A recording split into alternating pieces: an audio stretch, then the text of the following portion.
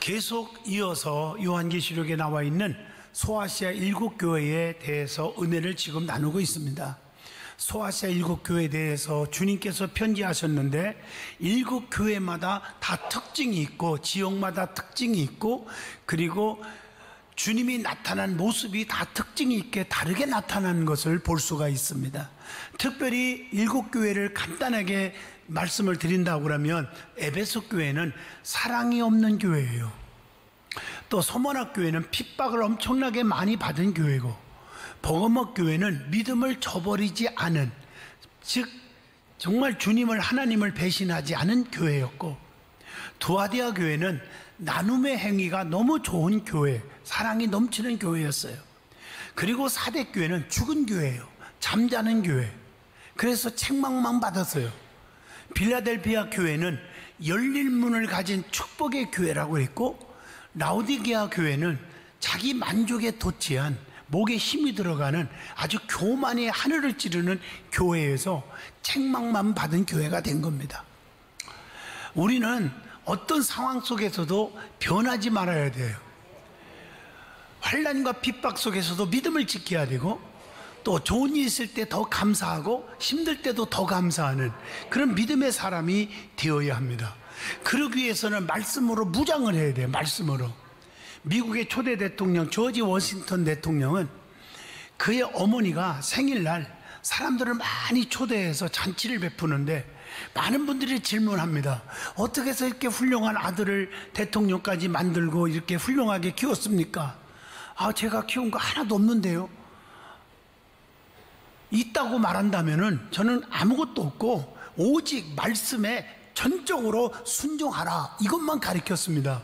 그랬더니 하나님께서 축복을 주셔서 대통령까지 만들어 주셨습니다. 이렇게 말을 했다고 그래요. 멋있잖아요. 말씀으로 무장한 자녀는 하나님이 말씀을 통해서 역사해 주신다는 거죠. 그리고 늘 감사가 넘치는 삶을 살게 되는 거예요. 자, 오늘 이 소아시아 7교회를 가만히 보면서 책망을 받은 두 교회, 사대교회와 라오디게아 교회가 나오잖아요. 그리고 칭찬만 받은 교회 두 교회가 있죠. 그리고 책망도 칭찬도 같이 받은 교회 세 교회. 그러니까 소모나 교회, 에베소 교회, 버가모 교회, 두아디아 교회, 빌라델피아 교회요. 근데 우리가 꼭 알아야 할 것은 칭찬과 책망을 겸하여 받은 이 버가모 교회, 주님께서 오늘 저와 여러분에게 주신 말씀입니다. 그러면 이 버거마 교회의 형편, 그리고 버거마 교회의 그 지역의 특징이 어떤 것이었는가를 한번 찾아보면 더 은혜가 되리라고 봅니다. 이 버거마 지역의 특징은, 버가모라는 지역은 에베소와 소모나처럼 중요한 상업도시가 아니었습니다. 그렇지만 정치적으로, 종교적으로는 더 중요한 도시였습니다. 또 경제적으로 보면 풍요로움을 누렸던 도시였습니다. 그런데 거기에 또 걸맞게 우상 숭배에 깊이 빠진 도시였습니다. 이방신 숭배라든가 황제 숭배의 중심지였어요. 또 태폐 향락성의 문화와 또 탈선하는 그런 행동들이 너무 많았음을 우리는 이 도시를 알 수가 있어요. 그런데 이 버거막 지역에 그 버거막 교회의 상황이 있어요. 우상 숭배의 본산이라고 할 수 있는 지역에서 엄청난 우상이 들썩거리고 있는 상황 속에서 믿음을 지켰다는 겁니다. 환경적으로 신앙생활하기가 너무 어려워. 유혹의 손길이 너무 많아. 우리가 신앙생활을 잘하다 보면 유혹들이 너무 많잖아요. 하나님과 멀어지게 하고, 교회와 멀어지게 하고, 주의 종과 멀어지게 하고, 성도들과의 관계가 멀어지게 하고, 이런 상황인데도 불구하고 믿음을 지켰다는 겁니다. 배신하지 않았다는 거예요, 하나님을. 그리고 복음을 증거하는데 많은 어려움이 또한 따랐다는 겁니다. 여러 가지 힘든 주변 상황 속에서도 버가마 교인들은 예수님을 절대로 잊지 않고 떠나지 않았다는 것입니다. 주님께 속한 사람은 세상에 속하지 않았기 때문에 세상으로부터 엄청난 핍박을 받게 되어 있습니다. 이런 어려움 속에서 우리는 좌절하거나 쓰러지거나 넘어지지 아니하고 끝까지 신앙을 지킬 수 있다는 것은 너무 중요하다고 생각합니다. 우리가 환난과 핍박 속에서도 예수를 믿는다는 것이 바로 이와 같은 모습이 아닌가 하는 생각을 해봅니다. 여러분, 환경이 중요하지 않다고 말씀을 드리잖아요. 다니엘이라든가 요셉이라든가 야곱이라든가 환경적으로는 도대체 성공할 수 없는 환경이지만 그런 환경 속에서도 하나님을 버리지 않고 믿음을 버리지 않고 살았더니 위대한 사람으로 다 만들어 주었잖아요. 다 총리로 만들어 주고 야곱 같은 자는 축복의 조상이 되게 하시고 이스라엘의 축복을 받잖아요. 이걸 아셔야 돼요. 오늘 버거마 교회는 주변 환경이 너무나 어려웠고 환난과 핍박이 너무나 많았지만 예수를 떠나지 않은 것처럼 환난 중에도 주님을 떠나지 않고 예배가 등한히 하지 않고 믿음으로 승리하는 성도가 되셔야 합니다. 그러면 먼저 이 버거마 교회에 나타나신 주님의 모습을 살펴보려고 합니다. 각 교회마다 주님이 나타난 모습이 다르다고 말씀했지 않습니까? 첫째, 오늘 본문 12절입니다. 버거마 교회의 사자에게 편지하라. 좌우에 날선 검을 가지신 이가 이르시되. 그 당시에 로마 군인들이 사용했던 무기가 날선 검입니다. 이 검으로 군인들이 그리스도 교회를 핍박하고 성도들을 살루게 했습니다.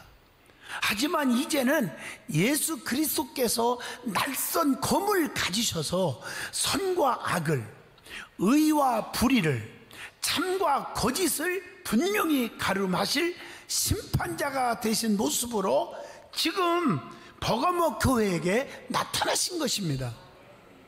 두 번째로는 공의와 권위를 지니신 심판주로서의 예수 그리스도를 상징한 말씀으로 보여주시고 계세요.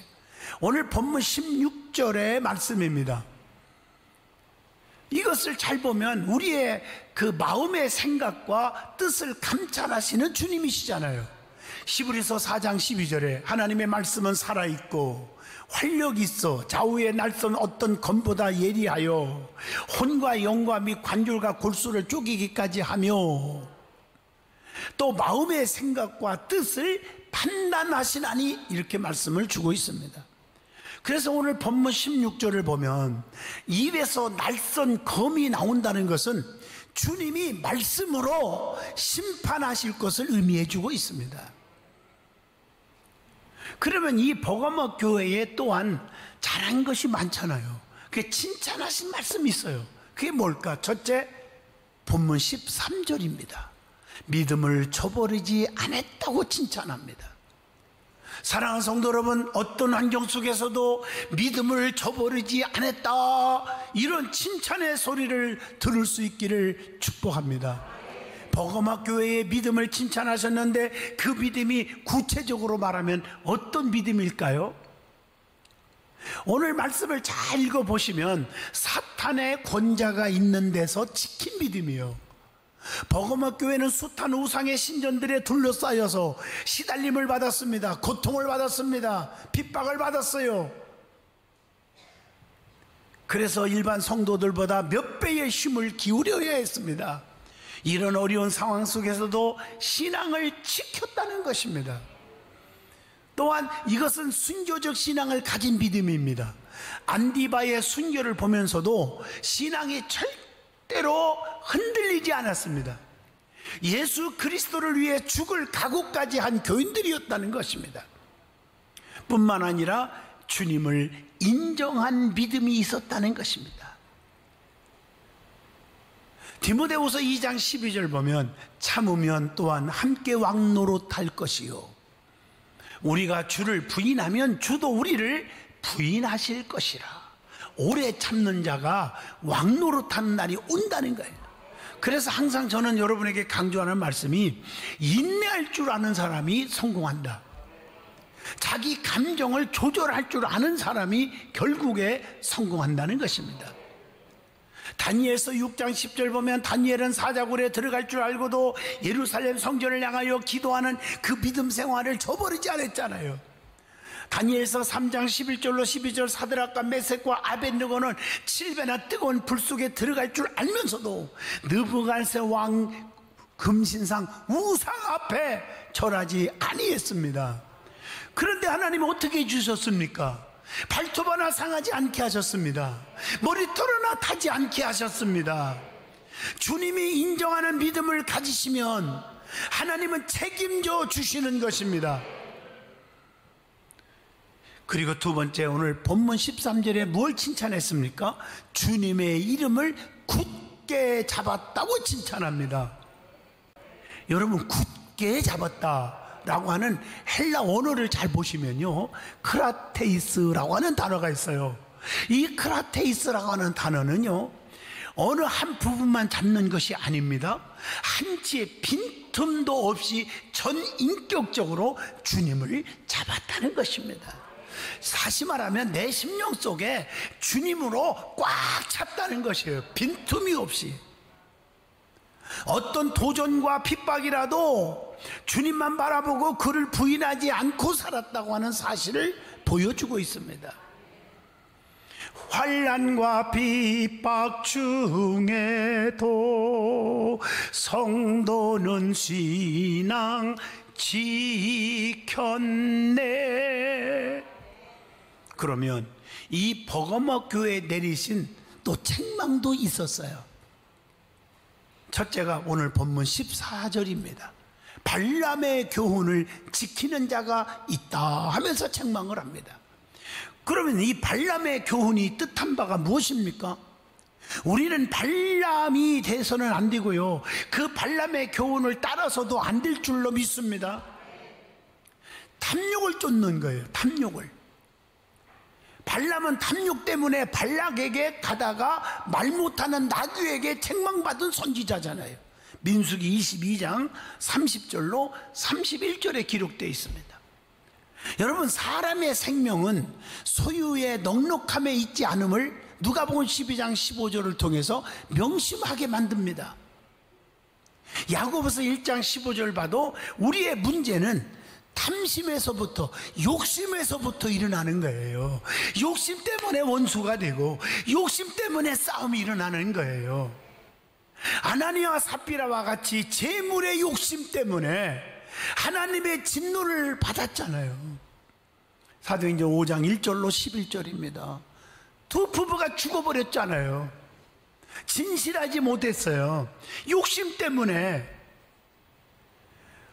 뿐만 아니라 우리는 미혹하는 자들을 경계하여야 합니다. 발람이 발락을 가르쳐 이스라엘 앞에 올무를 놓아 우상의 제물을 먹게 했습니다.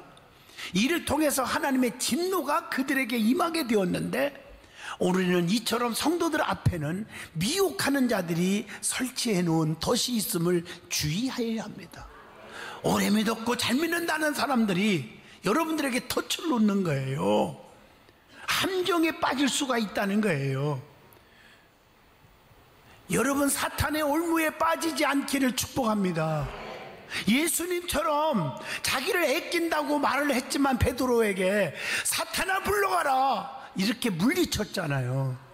우리의 신앙생활도 아무리 믿을 만한 사람 같이 보여도 보이는 거지요. 우리를 유혹할 때, 우리의 신앙과 멀어지게 할 때 물리칠 수 있는 믿음이 필요하다는 것입니다.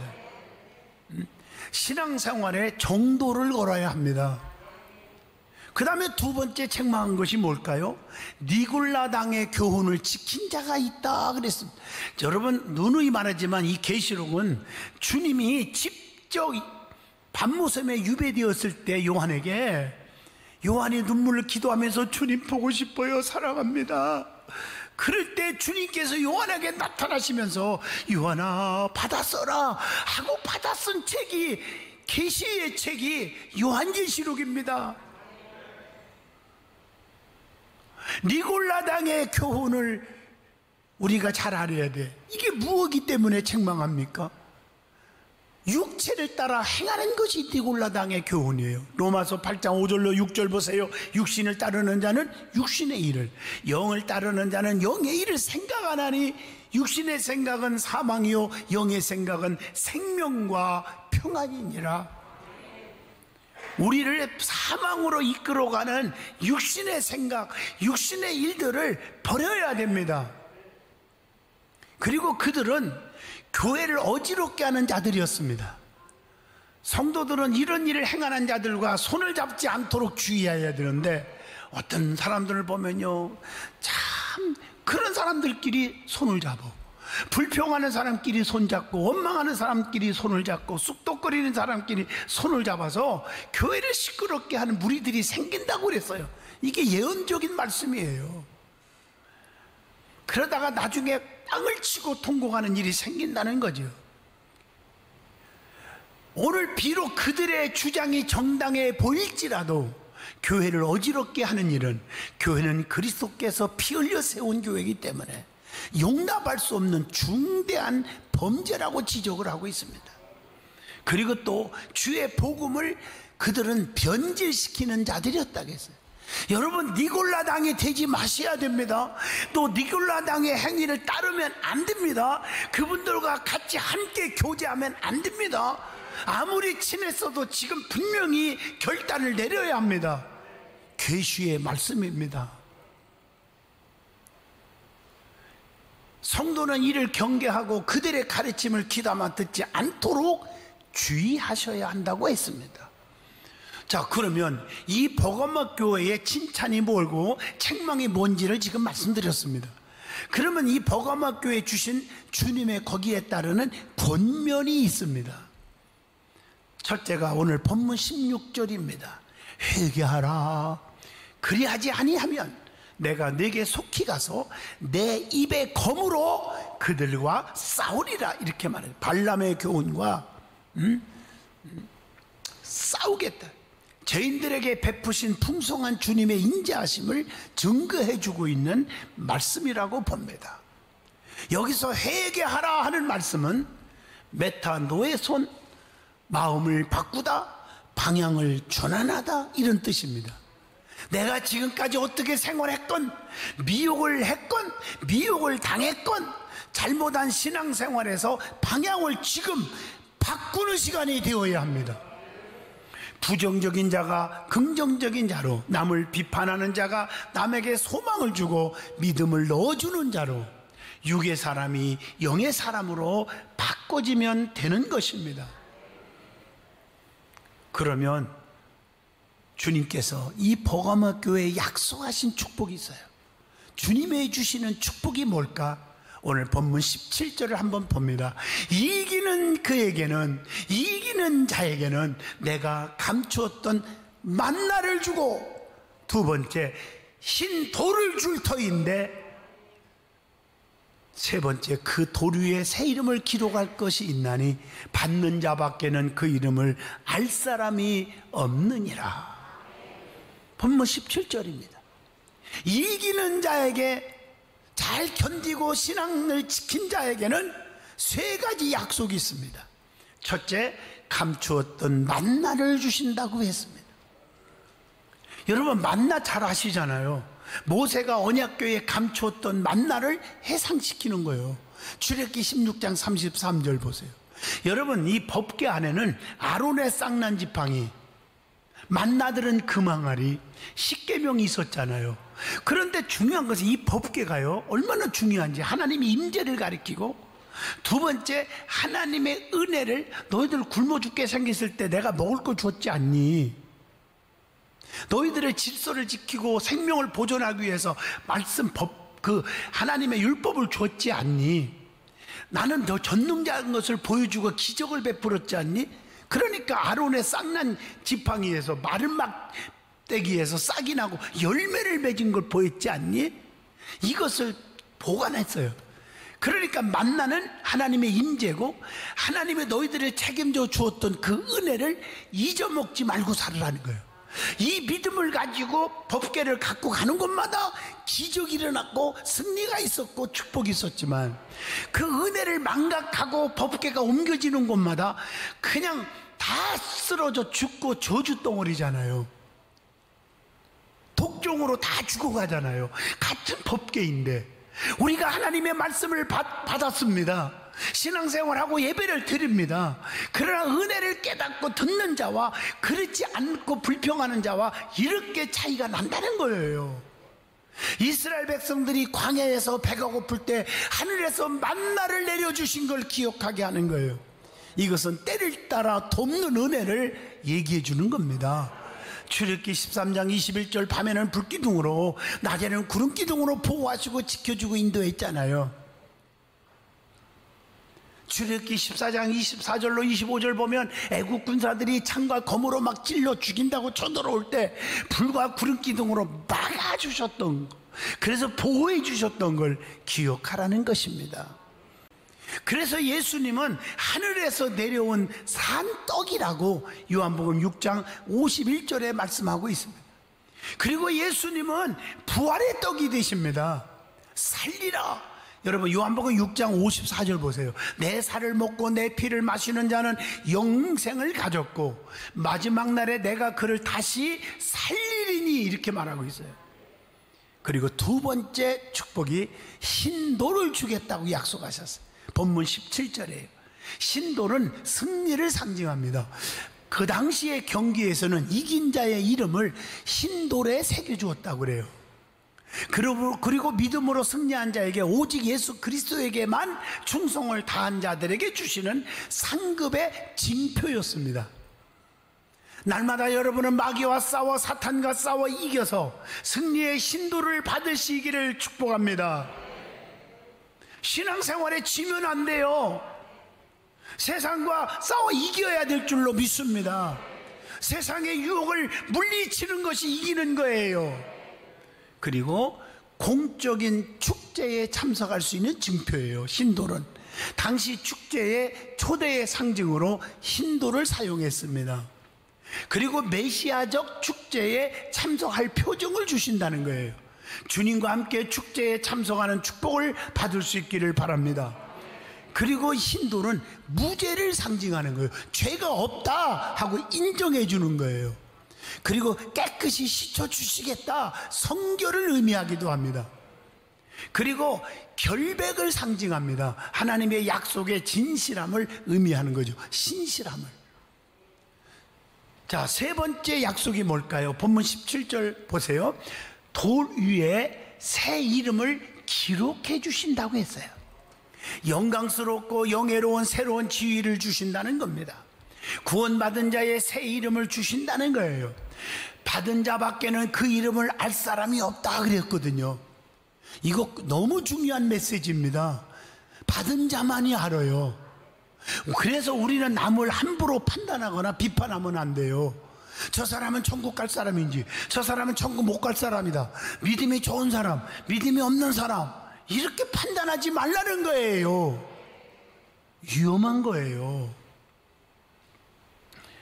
어떻게 알아요 그걸? 그래서 여러분들에게 힌트는 줬잖아요. 지난번 설교할 때 제가 이 말씀한 거 기억나요? 받은 증거만 도다. 본인이 알아요. 뭘 보냐? 확신이 있느냐를 보면, 아, 내가 하나님의 자녀구나 알게 되는 거, 스스로 아는 방법을 가르쳐 줬죠. 첫째가 설명을 못 하겠습니다. 지난번에 했기 때문에 임마누엘 확신, 또 하나는 구원의 확신, 천국 소망의 확신, 그리고 기도 응답의 확신, 그 다음에 변화의 확신. 이게 여러분이 가지고 있다면 나는 하나님의 틀림없는 자녀야 라고 스스로 알게 되는 거죠. 결론적으로 말합니다. 주님의 재림이 가까우는 이때에 우리 모두는 주님의 권면을 받아들이는 자가 되시기를 바랍니다. 그래서 신돌에 새겨지는 새 이름을 받아서 새 생활하며 주신 사명에서 충성하는 든든한 교회 성도들이 다 되시기를 축복합니다.